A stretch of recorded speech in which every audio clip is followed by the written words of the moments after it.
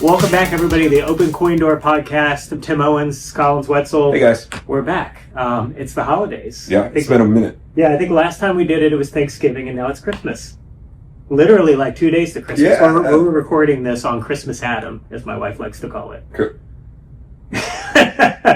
The day before Christmas Eve. I've never heard that before. I like it. I heard it today. Is this going to happen? I'm going to make you laugh, and then you're going to cough? Yes. All night long. All day. All right. We didn't do a podcast last week because You got sick. pretty sick. Yeah. Which is going around a lot of Bronchial people. stuff. I was just, my brother messaged me this morning. We're going to do all the family stuff at the end of the week on Friday. And he said, we're not going to be able to come. My son has the flu. And I was like, golly, it is. Yeah. It's just the time of year. It's going around. All my stuff came back negative, but I haven't been able to kick just the not whatever feeling. it is. Yeah. I got an inhaler today. Yeah. So I'm doing a little better. But that's good. yeah, that's why we didn't do it last week, but we're here to do it now. Yeah. And it's Christmas time. I'm Christmas Adam. That's great. Right. I've never heard that before in my life. I thought it was pretty good. 46 years old, Christmas Adam. But yeah, Can't wait to share that. We're in the thick of the holiday season here at the arcade, and it's kind of weird because you've got to think about the holidays and think about things like extended hours and that kind of stuff, but you've got one foot firmly planted in 2026 already. Mm-hmm. Yeah. And from talking to me, there's this weird thing where it's obviously we've been planning our New Year's Eve event, but we're booking bands for 2026, and I'm thinking, what are we doing for Valentine's Day? And are we going to have a President's Day tournament? Because I have to submit for that 30 days out, and we've got to have flyers and all that. And so, my mind is very much already unwillingly in 2026. I know. I tried to get all the emo nights to be on the evens, and you were like, "Oh, we already planned everything. Sorry." Full year's booked. Oh my gosh! Not the full year, but it's an attempt to try and get ahead of things, right? Because if you don't, you find yourself scrambling, and I always feel that way anyway, but it's even worse if you don't plan in advance. So even as I glance over to the side, I see, music posters for the 9th and the 23rd of January for some different bands that we have coming up here. So it's a weird time because of that. It's always you're planning the next thing while trying to appreciate the thing that you have. We've got and this time of year, it's really, really, really, really hard. It is just exponentially harder. Yeah. Because of all the hustle and bustle of everything that's going on, the expectations, and you've got a lot of people coming in and out. And we were just talking about even us just trying to get this podcast recorded this week. We're like, oh my God, it's so busy. I know, let's do it now. Oh, can't do it now. Okay, let's do it here. We can't do this. How about that? And I think that's what happens, right? It's the time of year where... But then planning a business too, right? Okay, you've got December down, everything, all the way up until New Year's. And then you're, like you said, you're planning the New Year's stuff while you're trying to take all of the holiday festivities in. Right. It's hard, man. Yeah. That's difficult. Yeah. But it's been a good month overall. We've had a lot of fun events. We've got another one coming up. This Saturday is our second drag show. So we had them back in Halloween. You'll probably remember. Mm-hmm. Yep. Those same people are coming back for a Disney-themed December, which I thought was funny. And so it's going to be all Disney-themed music and stuff. And Disney drag also, or I think maybe, yeah. So a lot of Elsas. Maybe. Who knows? I saw some. I was looking at the playlist. I saw some Princess Tiana, so there might be some Princess and the Frog kind of New Orleans type stuff going on. I'm not going to be here. I don't know. Well, I won't either. I'll be out of town, unfortunately. But they always bring out a good crowd. So the last Halloween one, was a big success. It was super successful. It was good. Yeah, it was. They had a great time. It was successful at bringing people out. And so when they wanted to do it again, I said, absolutely. Yeah. In fact, I believe I upped their rate a little bit, and they didn't even ask for it. And I was just you all brought people out. They were drinking. They were having fun. And this is what I want. So let me help out a little bit more to make sure. Because they also have 7 or 8 performers. It's for what I can pay, they're not taking home a lot of money. Yeah. And I know they get some tips from people, cash. So you up their rate, what you pay them? I did, yeah. Not that, yeah. Okay, so you're paying them more. Throwing them a little extra this time because it was proven to be good, and hopefully it will be again. It's a very busy time for a lot of people, but that's after Christmas. Maybe I should ask for a raise. Yeah, maybe. No.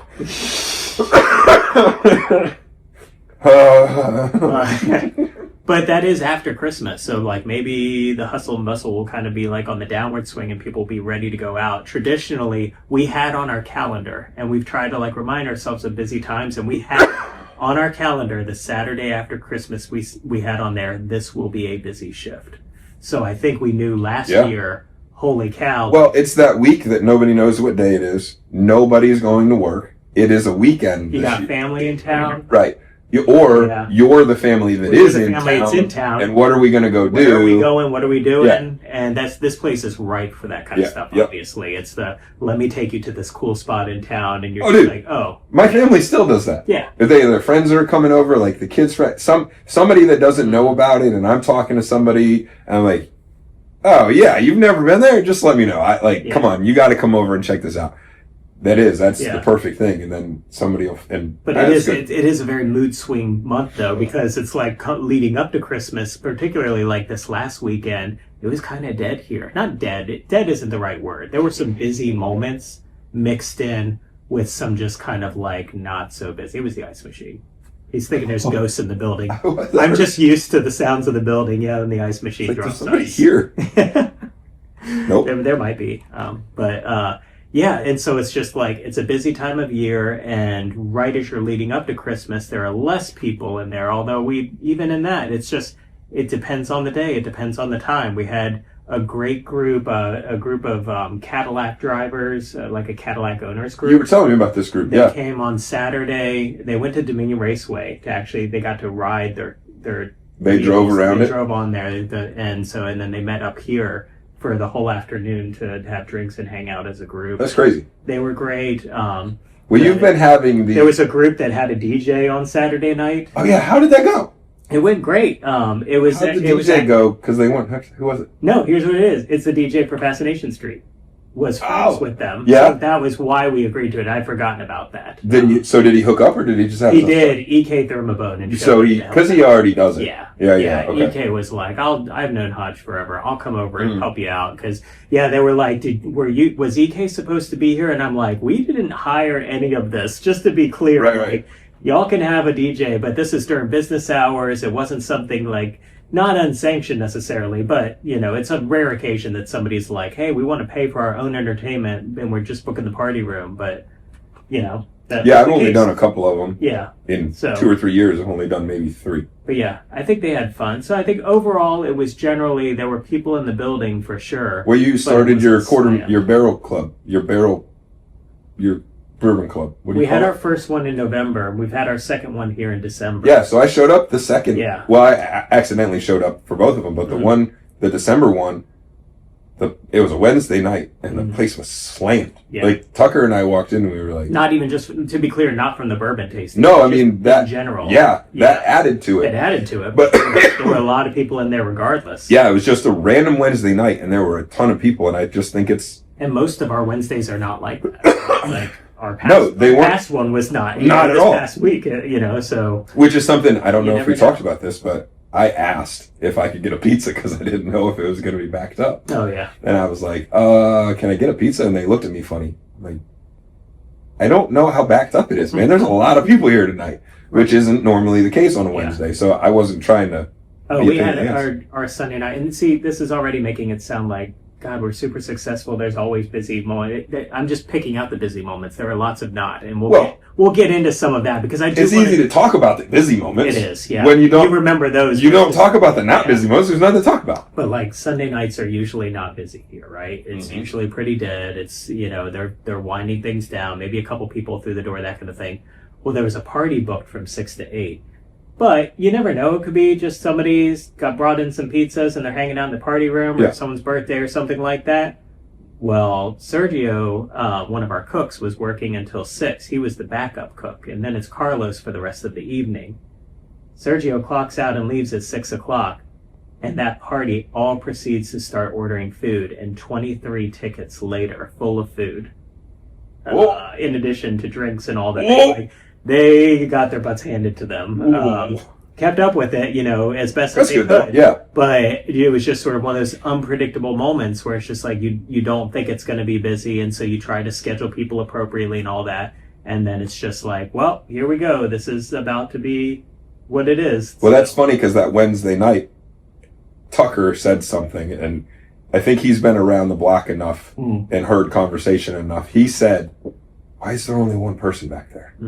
And I said, "Tuck, it's a Wednesday, man. Like, right. Wednesday nights, you have it's skeleton crew. We've talked about that before. Skeleton crew, one up front, one in the bar, and one on the truck, and one on the truck, right? Like skeleton crew Wednesday nights, because a lot of times there might be 12 people in here at a time, right?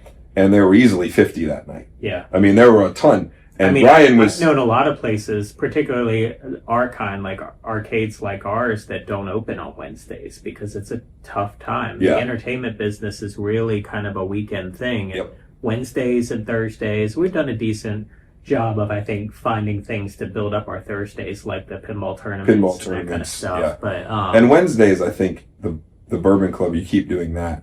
At least we'll bring people in. But I mean, there was only Brian, and he earned his money. Like, he was getting all the tips. It was just him, but he was getting his butt kicked as well. You know, so it was like, hey, and often we're not going to bring somebody else in because it's a Wednesday. Right. Deal with it. Yeah. So. And I think Paula was around, so she was able to help out that night a little bit and that kind of thing too. But it's you never really know. So, but yeah, so it's definitely a seasonality thing where it's just like, as much as we try our best to predict, we never really know. And so, like, you know, well, now there were parts that were busy this past weekend, but our Friday was probably one of the weaker Fridays I can remember since pre-Black Friday. It was just kind of like there was no one in the building. We did have Fascination Street, and that brought people out later in the night. But it was just a down day overall, where typically it's just sort of like, oh yeah, it's a Friday, Fascination Street, goth night, everything's going to be good. And you wake up the next day going, what happened to Friday night? It was half of what we needed it to be. So, and you know, I'm in a lucky enough spot, although I'm not going to say like things are flush, but it's not like every day I count on the finances of that day to pay the bills, right? Like there's money in the bank. Right. But that affects things significantly. When people wonder, like, when are you getting your next game? When are you doing this? When are you doing that? It's just like, well, you know, I could have gotten a game if people had come out to do that, but instead I'm paying rent. I got to pay this. Yeah. And not, Instead it's an electricity bill. And I know that doesn't sound exciting, but all those things have to be on too. That's not sexy. Nothing sexy about it, you know, but at the end of the day, you've got your fixed costs and then your variable costs. Right. And so the fixed costs are your rent, your electricity and all that. Well, we've talked a lot about that, fixed. about controlling what you can control. Sure. With skeleton crews versus, you know, bringing other people, and how we've talked about fixing problem. Like, what does this problem, or what problem does this fix? Right. I think you've done a good job in the coming up on 5 years. Yeah.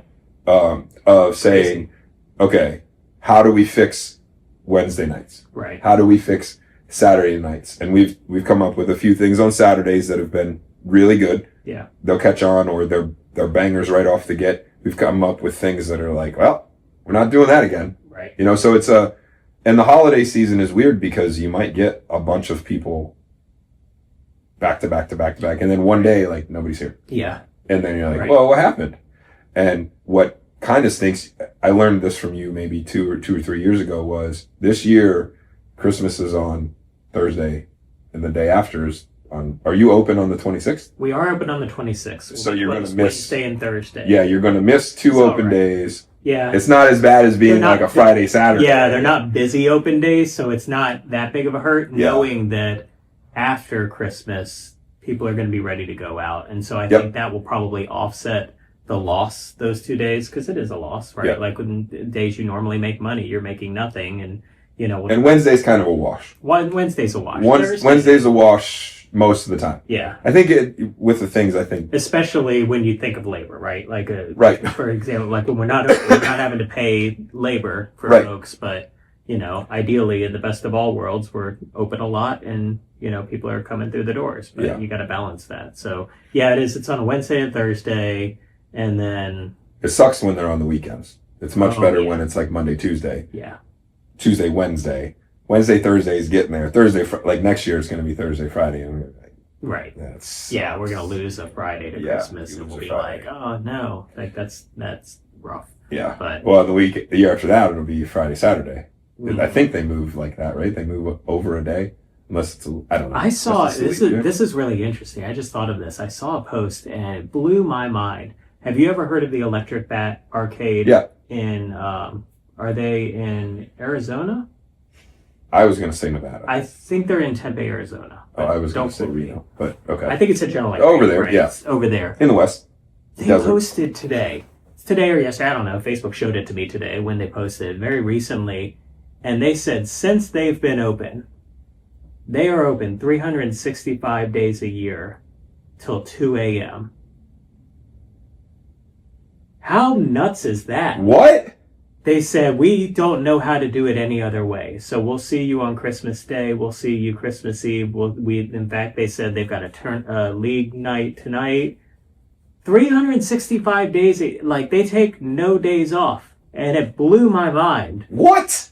Blew my mind. Now, this place is not a free play arcade. They are, got a lot of great pinball machines. They've got a great podcast, by the way. Yeah, that's where I've heard of them. Electric Bat. They've got an incredible presence online, and a ton of pinball, but they've got arcades and other stuff, and they operate on tokens.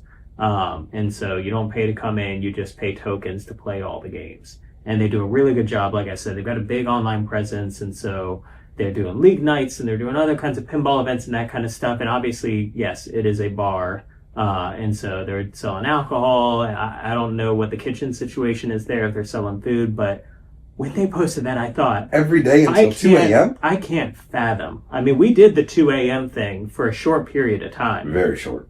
And I don't remember exactly how long we did it for. When we first got the bar license, we thought, oh, we should be open later now, and that we serve alcohol. And this was just beer, wine, and that kind of stuff. But we were like, we should be open later. Last call, 1:30, stay open till 2.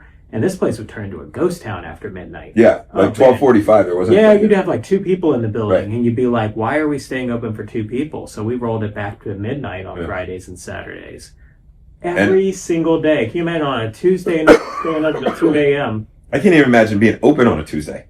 Why?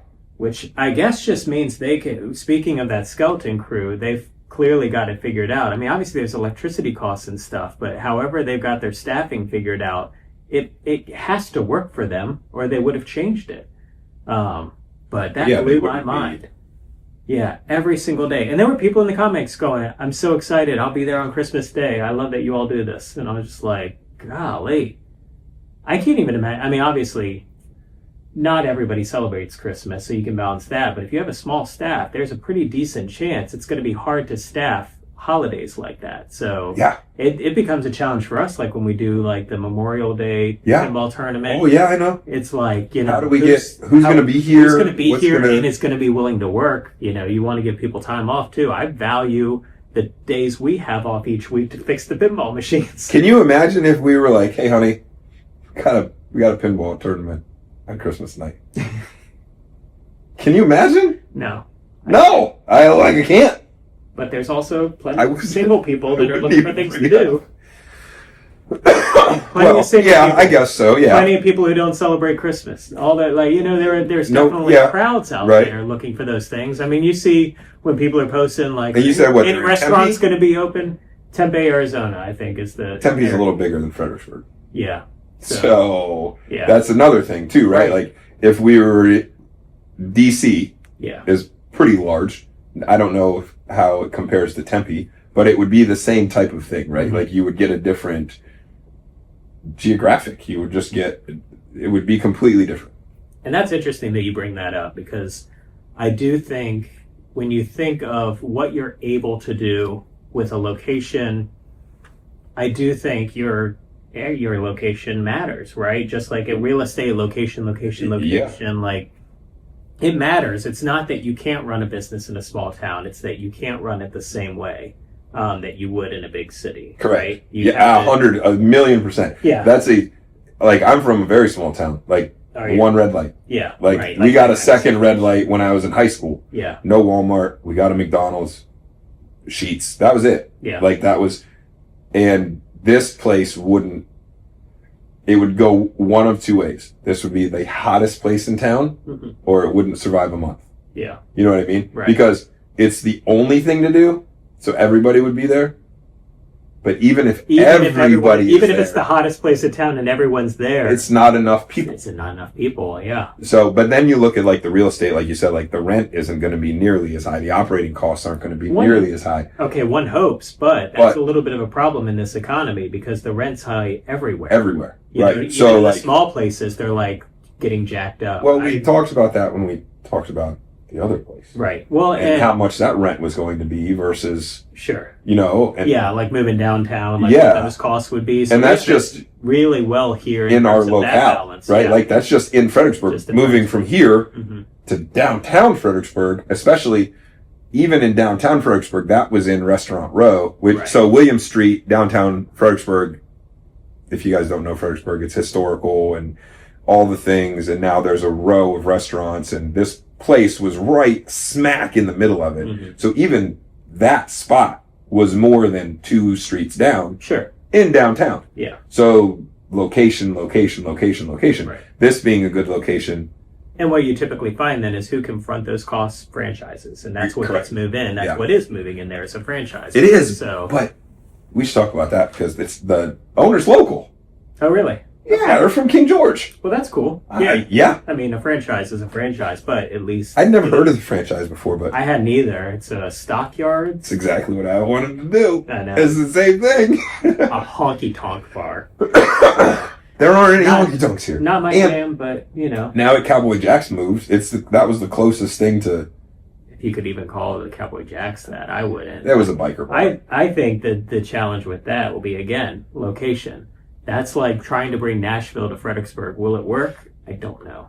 I don't know either. And parking down there is a nightmare. Yeah. How are people going to get there? And I feel like a lot of that crowd is your nurse and a NASCAR beer, you know, kind of hanging out vibe, not I spending. think you have a different. I think you're You think wrong. I'm? You've never been. Maybe I just don't like. You've country never been to a music. honky tonk. You've never been. I've and I've only I've haven't been to many of them. But Nashville's a lot bigger than Fredericksburg, and so like I've seen what that kind of style of place can do on a big scale. I don't know what that does here. Well, and that's what we were just We'll talking see. about. The scale of the Right. the area that you're in. In DC, would that be a lot better? Hell yeah, that'd be a lot better. Richmond? DC crowd though. You're assuming that crowd exists everywhere. I don't know about It does DC. exist everywhere. You just if you're the only DC's place. full of politicians. Now It's like, Nashville is the prime place Yeah. to do it, right? If you're Sure. in Nashville or in yeah. San Antonio, you know, those places. But I think this area needs one. I hope It could be interesting. that it does well. Everywhere should have Sure. a place like Reclaim to be able to go to, all inclusive, Yeah. get to do all the things, arcade, everybody. I think that's good.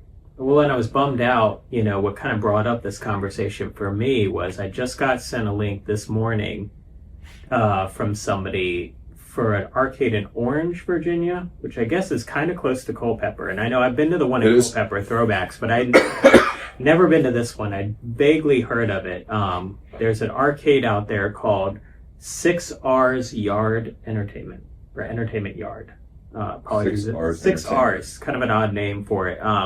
But they have a lot of fighter games, a lot of like Japanese candy cabs and fighter games, and just like an eclectic mix of stuff. I think they had a pretty big fighter game community that they had built up within there. I had heard about them because the people running those tournaments wanted to run like a Street Fighter tournament. I was like all for it, but then nothing ever really came of that conversation.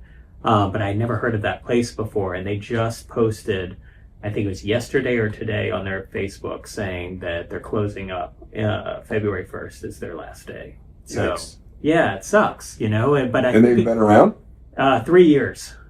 3 years they've been open, and Well, I mean, we've only been over 5 years. and they were very honest about the fact that how much they wanted. They were happy to have provided, you know, they kept it positive. They were happy to have provided space for so long, but they could not make the numbers work, and that it had not been financially solvent for a long time, if ever. So, Really? yeah, they were just sort of like, you could tell like they were basically funneling money in it to keep it alive. Now, again, Orange, much different than Fredericksburg, much smaller community.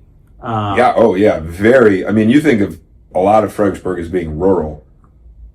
All of Orange. Yeah, I mean, I work with them with my job. yeah, Well, I used to. I'm very familiar. And they are very rural. yeah. The whole county. When I looked at their hours of One high school in the county. Yeah. When I looked at their hours of operation, Friday, Saturday, Sunday only. 3 days a week. Yeah. That makes sense for a community that size. However, that doesn't pay the bills. 3 days is not enough time to bring people through the door. But the flip side is you're open more days, you got to pay people and nobody's coming in. So I just feel for them. I feel for any arcade that's going through that. There's another one close to us. I just mentioned Throwbacks in Culpeper that's been posting very recently a lot about the struggles that they've got. Culpeper, bigger than Orange, but still very rural in the sense of Culpeper, I think of more, in my experience, like when my wife wants to go to Culpeper, it's to go shopping and then she heads back home. And so like, it's kind of... She goes to Culpeper to go shopping? There's like some really nice, like there's a nice little downtown situation there. And there's a downtown? There is. See, I go to Culpeper for work. Yeah. And to me, I think of Culpeper as very concentrated. Yeah. And then very spread out. Sure. You know, and it is for sure. 2 high schools in the county, right? So a lot like Orange. Right. And there's one main drag where there's all the shopping. Mm-hmm. And then it's just farm country. So. Yeah. I didn't know there was a downtown. There is, I mean, there's like that main drag, but a lot of the shops are really eclectic, and it's a good place to find gifts and things. Like they've definitely got a cool vibe going for it, but can you build up something to, support a community of that size? And I think that's perhaps... So they're closing also? They're not closing yet, anyway. Oh, good. Okay. He's, I met the owner last year. I wish I had gotten to 6Rs. I really feel bad that I hadn't met that guy. But Paul, the owner of Throwbacks, I got to meet, and I don't go to Culpeper much, but Emily was there, and I was like, I got something that I can do while you go shopping. So I went over there, and when I was grabbing a beer, I introduced myself, and he was actually, the owner was bartending that day. And so we were chatting it up. He, of course, knew about Reclaim Arcade. They operate on a very similar model to us of the free play model, $15 a person, all that kind of stuff. But he was an operator before he opened Throwbacks, and the place is super cool. A great collection of games, because he's got such a history of running these as an operator. He's got a huge collection of games, and he's constantly like restoring and picking up games. He's got some real solid chops when it comes to that. But it just seems that, and I don't know the full story and full disclosure. I haven't talked to him, recently. But from what I've read recently on Facebook, it just seems they're really struggling to get enough people to come through the door to make ends meet. And they've had a real bad luck. I can remember over the summer that they were having to close several days because their AC wasn't fixed, and they were dealing with the landlord there. I do remember that, yeah. And there was something about the landlord wasn't helping with the AC. Yeah, there was lots of like building issues that were, and those things come up, and you hope when you're renting that it's a partnership with your landlord, but it didn't sound like there was a lot of assistance there to help them get open and stay open, and so... it sucks when you're already down and then you get kicked, right?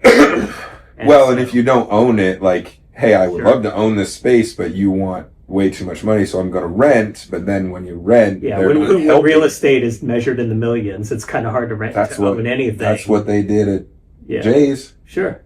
Yeah. Multiple millions. Right. Yeah. I mean, it's a large space. And again, it is as prime as prime can get in downtown Fredericksburg, which is a huge hustle bustle place, and it is a stark contrast from Culpeper and Orange. Mm-hmm. It just stinks that it takes so much in today's economy to keep something open like that. Right. You know what I mean? So and you want to believe in the ability for, like you said, and you said it best, like every place should have something like this. Every place should have an arcade they can go to. Yeah. You want to believe that there's a way to scale it down for the smaller communities and up for the bigger ones in a way that works for everybody. Right. I worry just on that small sample of data that I have in our local area that may not be the case, and that, only the bigger players can survive. And to that point, I'll say, and I don't mean this to like put myself out there or as a cautionary tale or anything. I'm not out begging for anything. I'm not even convinced that Fredericksburg is big enough sometimes, that this place has struggled some months. I don't air. Oh yeah. I don't air it publicly. I don't talk about it. You know, I promised at the start of this podcast that I would be very open and honest about things. But that doesn't mean I'm going on our Facebook and I'm going to be like, I need, you know, I wasn't able to pay myself last month. You know, those kind of, like, I'm not going to like air all my dirty laundry on that stuff, but I will be very honest about the fact that, you know, it is a struggle. It still is. Even when you walk through the door and there's tons of people here, I'm in the back trying to balance the books and make things happen and do that. It can be very difficult, you know, when you might think like, oh, there's lots of people here, they're making a lot of money. But if a lot of people only paid $15 and you look at like a really well done restaurant where you know, what does your family of four pay at like a nice we went to restaurant? dinner last night and it was $60. Yeah. And it was just two of us. Two people, right? Exactly. Right. Two people, $60. It can be sometimes harder for us to get that kind of revenue on a per head basis. Somebody pays $15, they come in, they stay here for 6 hours. They might buy a Dr. Pepper, or they might not buy anything. They might just play the games or something. Right. It's $15, you know, is like, that's not bad, but at the same time, it's like you hope to figure out ways that you can get them to buy some food while they're here, buy those drinks, you know, do those other things, or those ticketed events and stuff. And like you said, I think we've done a good job of creatively figuring out how to get people into the door. That's the first step. Always All the get them time. through the door. Yep, get them here. Yeah. How do you get people? And I think you said something very interesting at the beginning of this that I see in my job, and I see it a lot now. I've seen it a lot in the 4 years, and especially in the last 2, is the bigger places are surviving, like the bigger names, right? Like the franchises that. Well, it's that old phrase of it takes money to make money, right? Like it's easier for bigger companies. I say that all the time. To invest in things. It's easier when things are going really well to say, let's blow through that wall and let's add more space to do that. Or let's add a couple more games. And that brings people in. Hey, magically, if I spend $18,000 on 3 new pinball machines, more people might show up to play pinball. That's cool, but it's a very expensive investment in the future, right? Which is why the bigger corporations are buying the smaller businesses, and why this is the key. The smaller businesses are selling out. Right. Because you're giving me more than my company is worth or more than I'm making. Yeah. I'm just going to throw out numbers like, okay, we're going to buy a company and I'm going to pay you $2.5 million for your company. Yeah. Hang on. And you're going to give me $2.5 million right now? Yeah. You're going to give me $2.5 million. I'll never make $2.5 million. And that big company buys your community. They buy all your people, right? The company buys your book of customers, book of business, all the service, all the customers, all the lines that you've done. They buy your work with cash money, which is why the corporations are starting to take over. If you look at all of the places, they're all chains, franchises. Even in my world,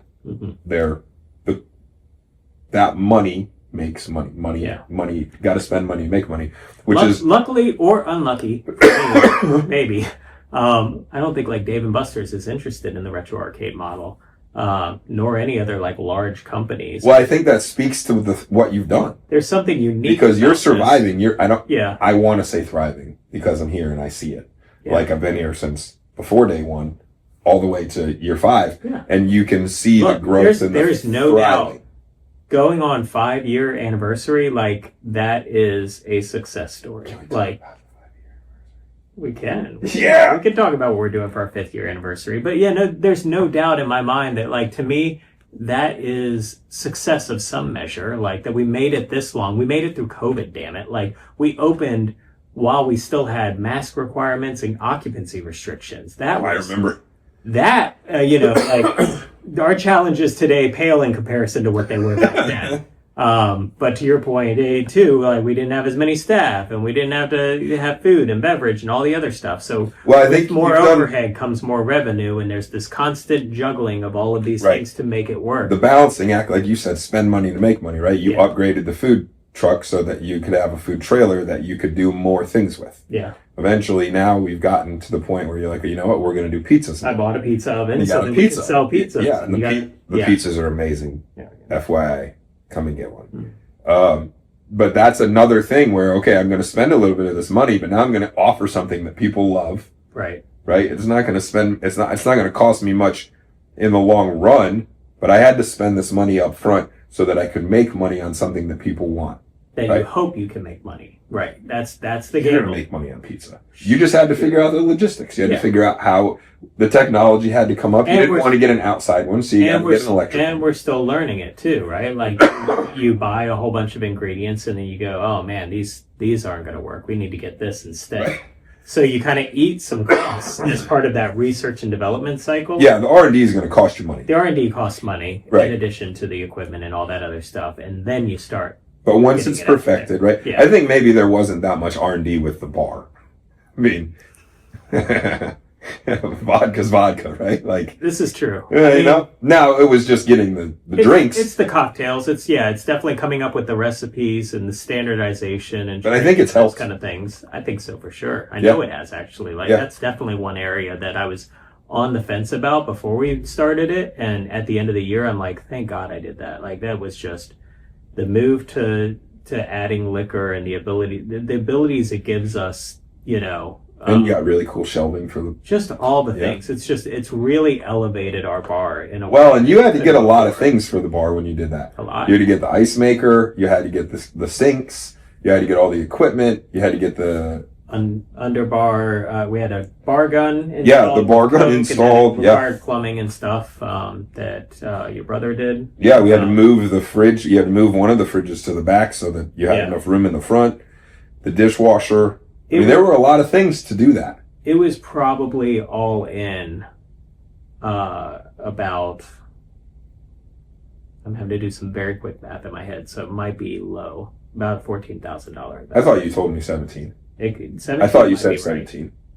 But I didn't want to throw The it out cocktail there. station itself was $8,000. Just the well that the bottles go into Right, yes, that yeah. has the ice chamber in it and Mhm. everything. That was $8,000. So like that was the big cost. But then there was an under sink refrigerator. There was the dishwasher, the ice maker, and those other things. The So, plumbing and It was a the gun significant with the investment. CO2. And there was a lot of stuff that went into that. But again, you spend the money to make Yeah. the money. Now you're Right. offering something to people that they want. And Right. people come in and get drinks. Yeah. And now you can plenty do... of people that don't drink beer and they're just like, yeah, you know, and Right. it allows you, what I liked about that too, is it allowed me an outlet for creativity. And I always like solutions that offer that. Mhm. The pizza is an outlet for creativity. Mhm. The cocktails were an outlet for creativity. You know, like there's areas where you can add something that you can know, we can build on this in really cool and interesting ways. I love that. When it's just, we should do this thing because maybe it'll make us money, I'm just sort of like, nah, I don't know. You know, Right. the bourbon tastings, ironically, are an outlet for creativity for me because I get to craft out what next month's bourbon tasting is going to be, what the brand is going to be, and then I get to do research on it, and Yeah. I get to talk about it and meet with the people and talk about those things. So Internet. Listen to for me, it's like a very fun thing. Listen, hear him, see him, because when you See me get excited. if you come to one of these places, he is in heaven. If you come to one of the meetings, I've happened on both of them or two of them. I don't know how many there were, but he is just he's like a kid on Christmas, man. He is in there smiling and talking about the bourbons. He's got his little cards and he's got them all lined up on the shelf. This is his jam, and it's because of what you did, and now you get to do this and the creative release that you have It's in it. also just magical to me to see people like, you know, obviously like people appreciate it. You know, there's plenty of bourbon drinkers out there that Right. love Reclaim Arcade. And so to see that come together in a really organic way to where people are showing up. I just posted the next one today, and I kid you not, within 3 minutes, someone bought a ticket because clearly they had the notifications turned on. We've already sold, I believe, 4 tickets for the next one, and we're only selling 20, and I haven't talked about it yet. Yeah, I haven't seen Because they're following all the things, they see the notification, they're like, absolutely. And so, you know, Billy Howell's already got his ticket, you know. There's something magical to me about like the people who love the space that also love this other thing. And we can all get together and kind of vibe over that thing and talk about it and do that. Like, I just Does their love ticket it. to that It's include their entry? It's building community. It does. It yeah. does. So they get in. They're coming in to do that. Yeah. Yeah. Do you have And I keep it pretty cheap usually. Like, obviously it depends on the bourbon. It's like $25. $20. $20, right? $20 for this next one anyway. It wouldn't be $20 if I was giving him this stuff. I told him. I'm drinking some Maker's Mark Cellar Aged for the bourbon drinkers out there, and that is a $250 bottle. $35 pour right there. $35 pour. No one's taking me up on that. People don't want high-end bourbon. We do get people that drink some top shelf stuff here, like E.H. Taylor. But that stuff's $35 is that's in the back shelf. Yeah, I'm gonna need a Glencairn. I'm gonna need a different atmosphere for that. So, I have a gingerbread stout. Nice. Yeah, I have a bourbon in my house that was aged in the Hardywood gingerbread barrels, and it is not good. It's the only bourbon I have ever poured down the drain. Really? I poured myself a little bit of it. I tried a little bit, and I was like, "Oh God, that's bad. That is not good." What was bad about it? It had this there was this weird funkiness to it. It just and it was Hardywood gingerbread stout, but coming across in bourbon, it smacks you in the face with this just weird this Pirates of the Caribbean water. Yeah, something along those lines. It was. I'm telling you, there are most bourbons that I'm like, it's not my jam, but I'll drink it. Yeah, and that one was just of it. Like beer, right? Like most of them, you're like, yeah, I probably wouldn't get another one, but I'll finish this one or something. I poured that one out, and I haven't opened the bottle since. It's still sitting on my shelf. You should give it to her. And maybe he'd like it. Yay, try that one. I took it to a buddy of mine, and then we forgot to open it because I was like, if you like this, you can have it. And then I forgot to open it, and let's try it. But you're stuck with it. But I love the gingerbread stout. Oh yeah, that surprised me. I'm not getting the $35 bourbon pour. No, I don't think most people are, right? If you were to do, would you do a Makers? $250. Would you do a Makers with 4 different makers? Because I know that's 100%. Very popular. Yeah. Would you include that one and up the price? Yep. And tell them look, normally they're 20 and this time it's 30 because the first one that we did was Penelope, and the most expensive bottle out of the 4 that they got pours of was a $200 bottle, and I charged $39 for a ticket. But the total of all 4 of the bottles combined was, I believe, $500. So I think that's a really cool idea. I was almost selling it at not a loss, but break even to make that happen, because I really was excited about the brand and what they were doing, and I really wanted people to get the opportunity to try this stuff. Nobody's spending $250. Not nobody. A lot of people are not spending $250 on a bottle. But that's you a really cool cool idea. An opportunity to try an ounce of it.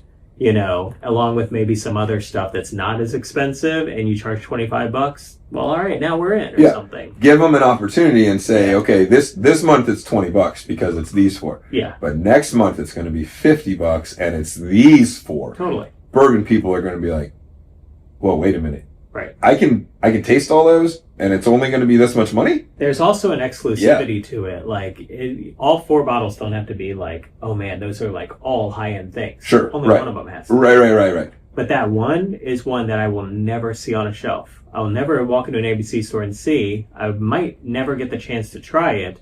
And if I do that tasting, I get to try to try that one. Right. So I'm going to go for these 3, but really this one is the one. Yeah. Yeah, like sure. we did. It's like when you go to pinball. Yeah, we did a tasting of Weller bottles last month, and Weller can be harder to find, but I'm sure for many people they had tried 1 or 2 of them, but nobody had tried all 4. Nobody had the opportunity to try all 4 of them that we were tasting. Right. So that was a very unique opportunity for people to pay $20 and get to try Weller Special Reserve, CYPB, Antique 107, and 12E all at the same time. And so that's just I love that. I love building community, and I love that it's something completely unrelated to the arcade, but also it's everybody who loves the arcade that also loves bourbon. And so it's just a perfect mix for me. I think that's one of the things that you're really good at, and you see areas that you can do things with, and you take your shot. And that only came about because we got the license. We got the license. You say, hey, I have this really good idea, and bounce ideas back and forth, and ultimately you have an idea. And, when we're talking, I'm bouncing back, right? Yeah. And a lot of times I'll play devil's advocate, or I'll play yeah. And you'll play devil's advocate. Yeah. Be like, nah. But I think ultimately you're very good at what is good for this space. Sometimes.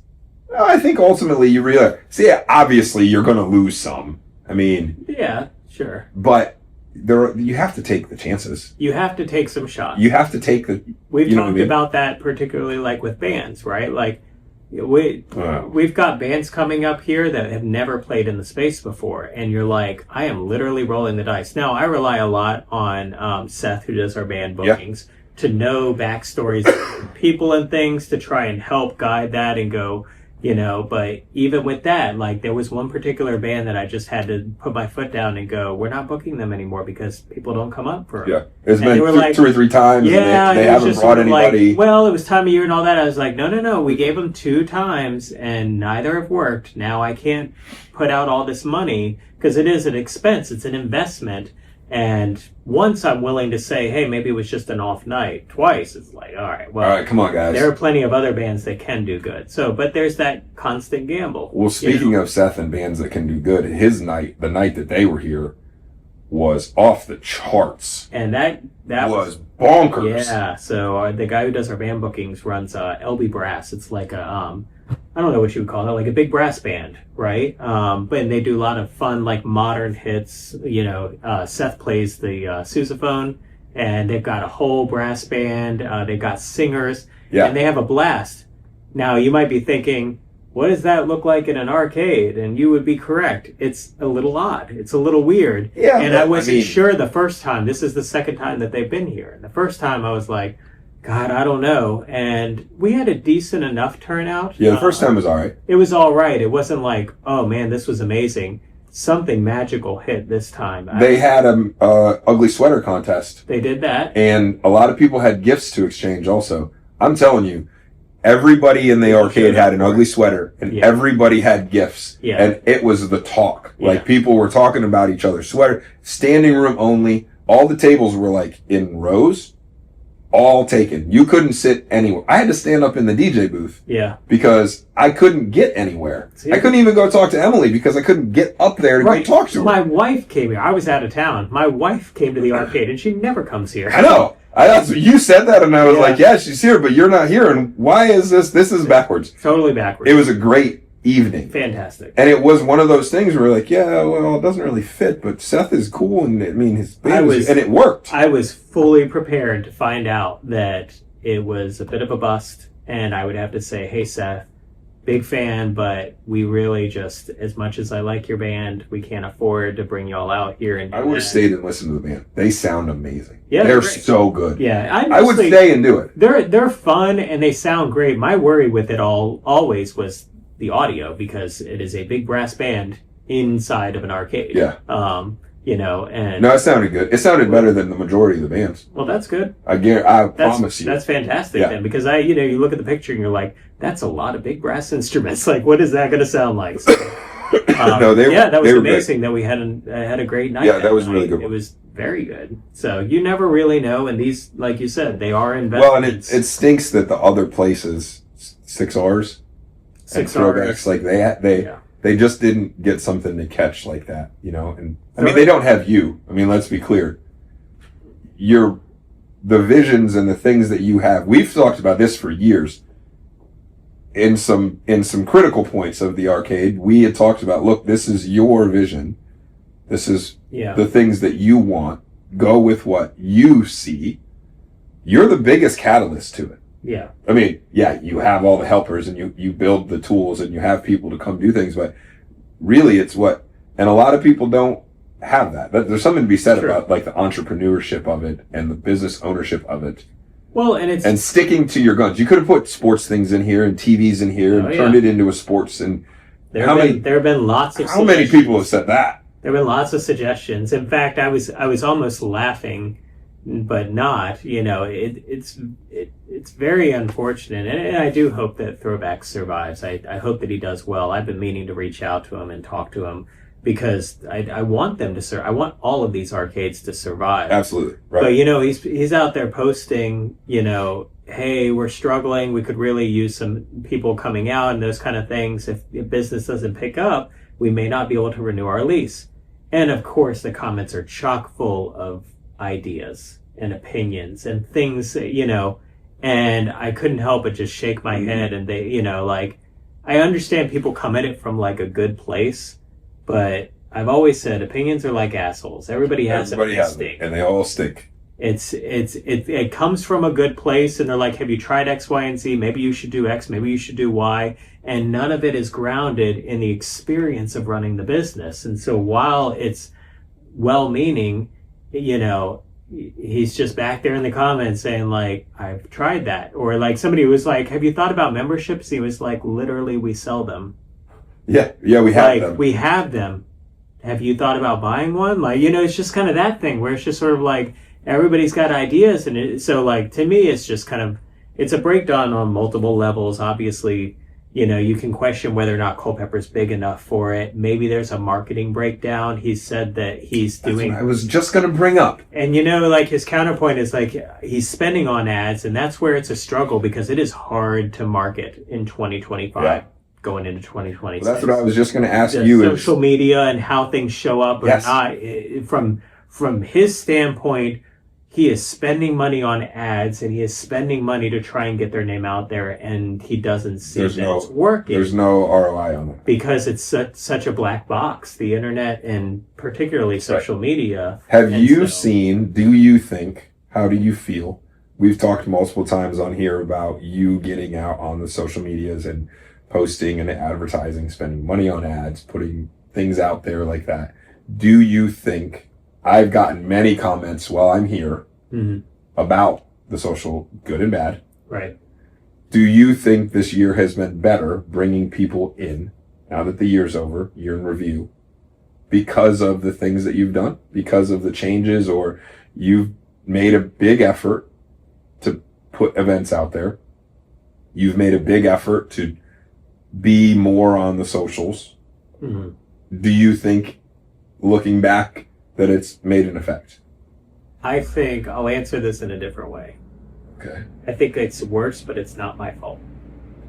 Which worse in what way? Worse might be a cop-out. I think less people are seeing the stuff that I'm posting more often because of what Facebook is doing, and because when I don't pay them, they don't show it because of the algorithm. And I think that's only getting worse and will continue to only get worse, to where if I don't do whatever the latest TikTok trend is or pay $200 in ads, you'll never see what I'm posting anymore. And so I, as an owner, have to figure out how to go beyond that and get people to be aware of what's happening, regardless of what Mark Zuckerberg wants to do. And that comes back to the corporation thing, right? Like the corporate is hand. And that's hard. That's They're very, controlling. very hard. They have control. You're trying to do this. They're saying, okay, well, we're going to control it anyway. Yeah. So you think your efforts were all for naught? I don't think they're for naught, but I think it's way harder than it used to be. Way, way, way harder than it used to be. A year ago, 2 years ago when you opened? Yeah. All of it? Yeah, it just progressively gets more difficult as the internet, and particularly like social media, gets worse and worse at being willing to show things to people that they don't deem you're interested in. Or that you're not paying. You've probably seen a lot of my stuff because you're very interested in the arcade. Yeah, oh yeah. And I share. You already know everything that's happening in the arcade, so that's not okay. Like, yeah, Facebook, you've dialed down to a peg, and they're like, he should see all the arcade stuff. Right. But the people that I need to know that we have a New Year's Eve event, a ticketed event that would be amazing. Or the people that don't already know. They're not in. They haven't mentioned that they're interested in it, so Facebook's like, nah, we're not going to show them. It's just like, yeah, but they follow the arcade. Does that mean anything? It doesn't anymore. Like, really? Not enough. Really? Not enough. So they have to physically go in and say, hey, what's the arcade got going? You probably like and follow a lot of pages, but probably as well as you have a lot of friends.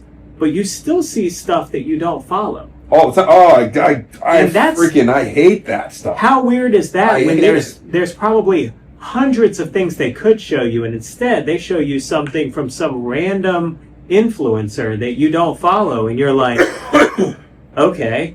And you just keep scrolling. But that happened. And it's like, why did they decide to show you that thing? It's like, because it's completely out of your control. It's so funny because I don't want to go off on this tangent because it's good. But like, I'll follow the arcade. Yeah. Electric Bat will come up. Or, what's It's the other big one. They do like the 60-second game reviews tutorials. 82. District 82. District 82. Yeah. They come up on my. I don't follow them, but because I'm so into pinball and I'm so into these things. Sure. These come up. Fox Cities comes up all the time. You're a pinball person, therefore I'm going to show you. I'm going to show you all these things, which is fine and well and good. If I look up trying a truck, to get people to know about pinball tournaments, then it's a struggle. It's like, how do I get these people? And so for me, and it is very difficult, and it's very opaque, and that sucks. And to keep in mind, I am a tech-minded individual. I ran a web hosting company before this. I've been in tech almost my entire life, and I find this stuff very opaque and hard. Put yourself in the feet of like a business owner that really doesn't have a social media presence and doesn't know what he's doing. And I'm not saying that's any of the people that we've talked about. Yeah, but at that point, they're just spending money on ads that might not get out there anyway. It could be them, or it could be any small business owner. Yeah. I really feel for everybody because this is a sucky timeline that we're in where you have to figure out how to build a community outside of social media where everybody already is. And it's like, what does that look like? I don't even have all the answers. I've thought about things like Discord. I've thought about things like Patreon. I've thought about other areas. The best thing that I can do right now is get you through the door and then talk to you personally. If I, like those people, like the only reason I sold those tickets to that bourbon event were because they came to another one. They came to a previous one. They knew what was happening. A lot of them now are friends that I know who are going to sign up for the next one and those kind of things. It's really a lot more grassroots, and that's very hard to do.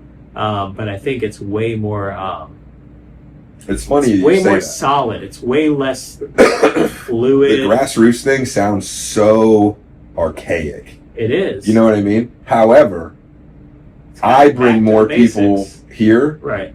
Just telling people, hey, come, show up. The strongest marketing we ever had was word of mouth, and I really think, like, as archaic as it is, like going back to those basics of trying to build out a community without the internet.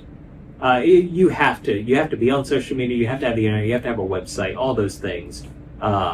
You have to have those things. They have to exist. You have to be on Google and all this other stuff. But when it comes to advertising, I'd rather put my dollars and my money into just making the space better and connecting with the people who are coming through the door. If nothing else, getting out there and being out there and talking to people about it. Actually being out there and connecting with people. Yeah. Giving them reasons to come through the door, trying to do that. It's a struggle in this tech age that we live in, that people are so reliant on social media to give them information because it's one of the best ways that you can do it, and yet you have no control over how to get it in front of their eyes. But at the same time, it's definitely been top of mind this year to think through, how could I do this differently? How else can you do it? Yeah. So I mean, the struggle is, it's a big it's huge thing. And, I mean, you're Mr. Tech. Yeah. And for people that aren't. And I don't have any good answers because it's just sort of like, they'll be like, hey, you haven't posted about X, Y, and Z. I'm like, I posted it. Oh, I only post on Facebook, and they're on Instagram. If they're on Instagram, they can't click a link. And so now I've got to have like a link tree that they can go to my bio and click up. They're probably not going to do that. And then Instagram has like ratios of how it's all image based. So you've got to have some kind of picture, even if you're not talking about a picture. It's an event. You want to link to an event, but you can't link because it's Instagram. So then it's like, these are all things that run through my head. You can't that a new small business. No, you can't click on any links in Instagram. I'm not on. Shows up in a description. They can't tap it. So they can't like get it and take it somewhere. No. So in Instagram, Instagram is stupid. It was meant to be a photo sharing site, and so like that's all it really is, and it's all it strived to be. But now it's like people are like it's got the Instagram Reels, which is like a TikTok clone. I don't do the Reels. I don't do the TikToks. I probably should. The kids would say, but I can't. It makes me feel old. It's fine. There's too much, and that's the thing, right? Like, no matter how much good I might be trying to do, and all those things that run through my brain that wouldn't run through another small business owner, they're like out there on TikTok blowing it up, and you're just like, but is that bringing people through the door? I don't know. Doing it? Maybe. Not. I don't know. Electric Back does a good job because 2026. we see Tim's going to be TikTok certified. We're seeing content from arcades in Arizona, but we might not see content from arcades in Culpeper. That fucking sucks. Yeah, that is the truth. I've never seen one thing. And I think that's what gets me so riled. Even played like decades. I don't see things about decades. You know what I do see a lot of, but we have, again, the algorithm will do it, is Richmond Pinball Collective. Yeah. I see a lot of that stuff, but a lot of my friends are related to that. So you have something in common. Yeah. But there isn't anything with decades or, well, Steve out in Charlottesville, he's had to move locations a couple of times. Yep. And he has great stuff. He does good stuff. So basically, the moral of the story is, as arcades, we need to band together and recreate our own internet. Yes. Yeah, that's that's my pitch. I think we could do it in 2026. Let's get together. Everybody, yeah. Let's all get together and give Mark Zuckerberg the finger, and let's do something different. What a great idea. You know, why not? Smaller advertising. Ad book. Yeah, ad book. No books. No book? Yeah. Face ad. Ad face. Yeah. It's a struggle though. But Adstagram. Adstagram. With links. Yeah. We can do this. Now I'm thinking about it. All right. Yeah. That's the next one. Hey, 5th year anniversary. Yeah, I was going to say, like, what else do we have to talk about? You really want to talk about our 5-year anniversary? Only because I just told you the other way. All right, so we already had. All right, so our 5th year anniversary is always the last weekend of January. Yep. Our rough timeline is like, I don't even remember the exact date. 27th, 28th, 29th of January. One of those was our first day of being open, and so we basically take the last weekend in January. That Friday, we usually have some big birthday bash. When I talked to Seth, he was like, "Who do we want to book?" And Sound of Thunder. Matter. Well, Sound of Thunder was available. And they do all right. They're great. We love them. They bring out a crowd. They've got amazing merch. They're just fun. They were here for Halloween, and so we were like, "Yeah, let's get Sound of Thunder out here." We had tried actually. I feel bad about putting out that it's not sloppy seconds or whatever, but we had tried to book the sellouts. Because I was like, what a cool vibe to have them. They played once before. You weren't here, I don't think. They do like 90s covers. They're fantastic. Yeah. We tried to book them, but they weren't available. So then it was like, Sound of Thunder's available? Yeah, let's do that. Yeah. So we got Sound of Thunder. Well then, you got a phone call. I got a little email. It was an email. It was an email, not a phone call. I don't answer the phone.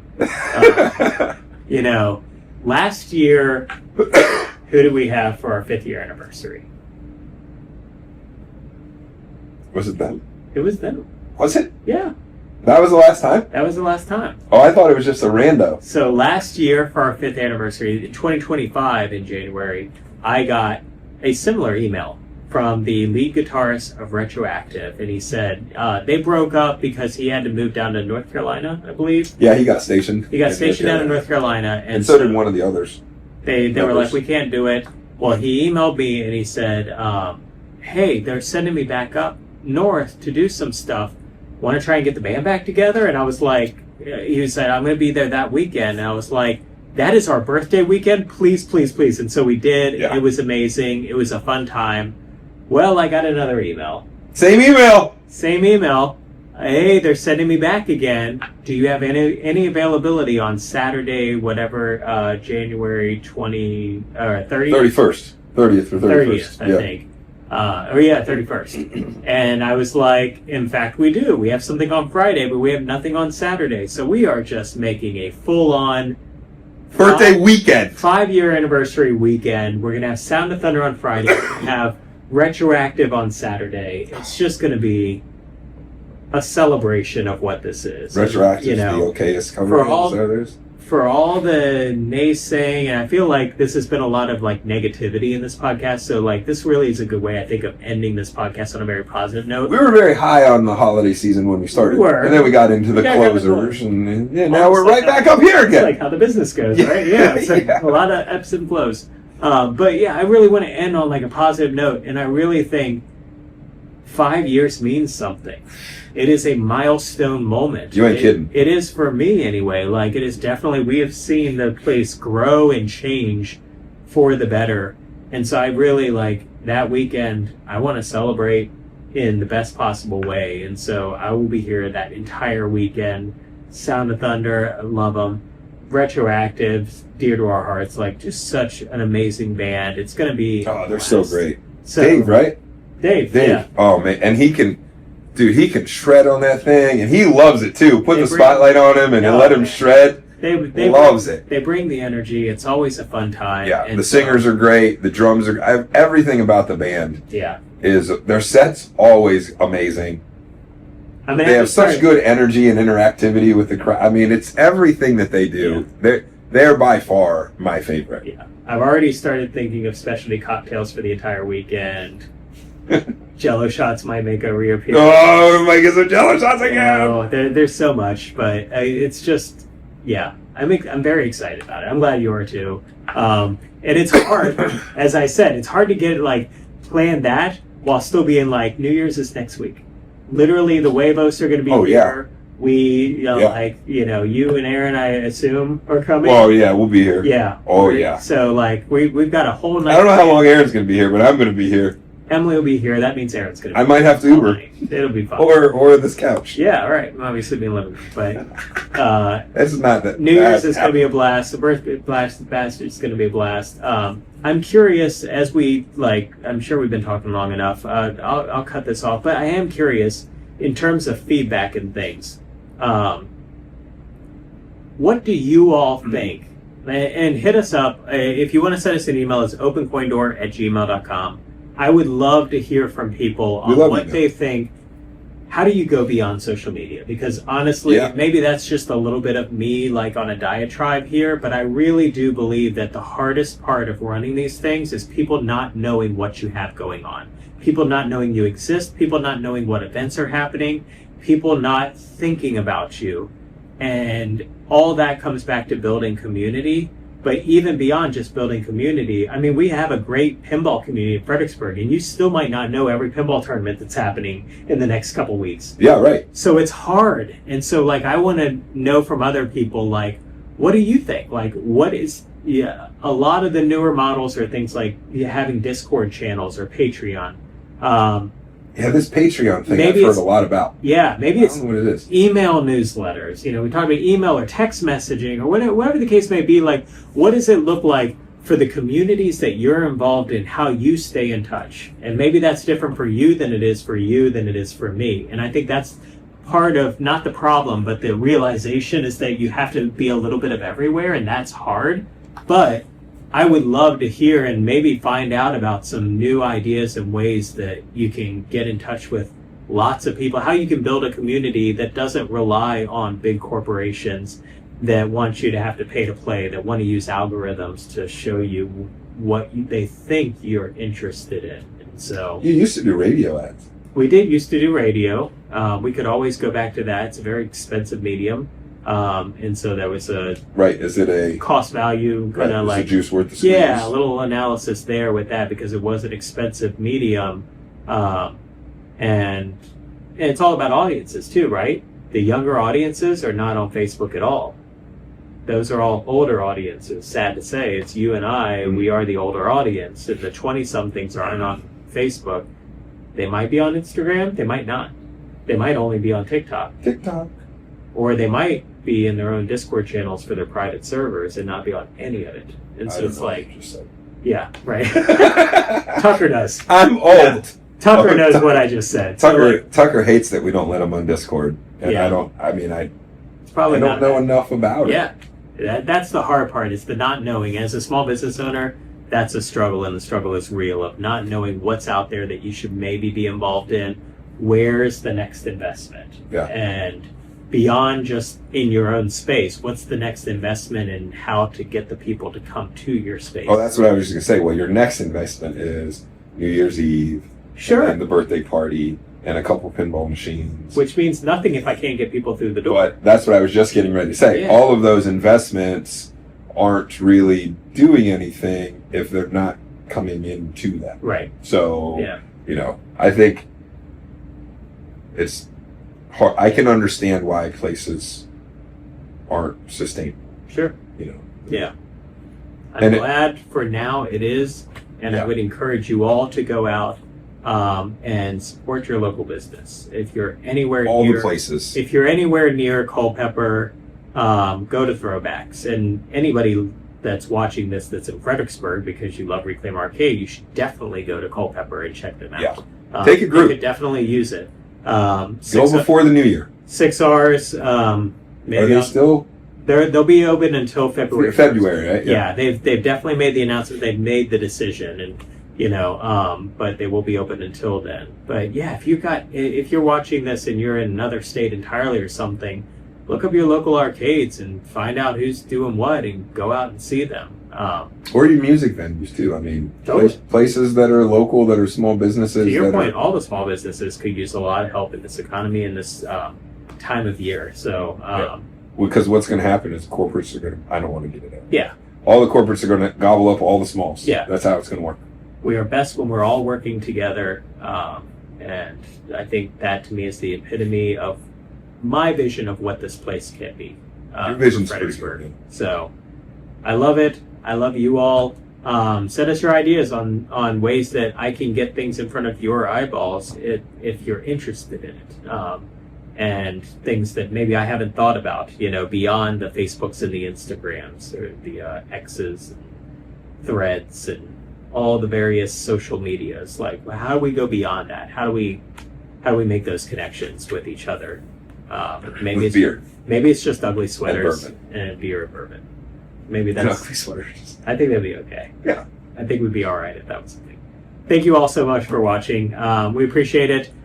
We will see you in 2026. For sure. Our next episode for sure will be after the new year. So well, let's talk about with the New Year's. Yeah. And Christmas.